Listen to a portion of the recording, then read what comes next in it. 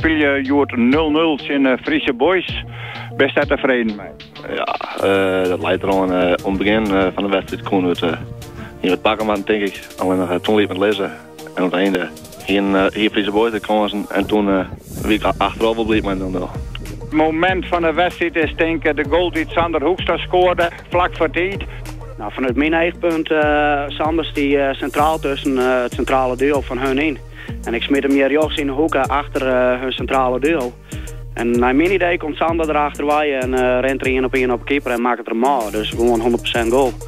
Alleen de grensrechter die vlaggt en ja, scheidsrechter keurt hem aan. Ik net verwachten. Hoe is het voor een van de competitie? Wat zit er nog in bij je? Nou, ik weet zeker dat we nog heel veel punten pakken kunnen. En dat komt helemaal goed. Je bent zelf geblesseerd uitvallen, henkeling naar de kant. Wat scheelt er om? Ja, ik kwam dagelijks wat bal aan mijn sliding. En ik houd een beetje in en dat was nooit doen. GSVV weer de eerste helft de betere partij. En ik denk dat wij de tweede helft voetballen wat beter weer dan GSVV. En zij een prut lange bal omdat ze de win mee hebben. Maar hoe de hele wedstrijd is een gelijkspel wel zinnen.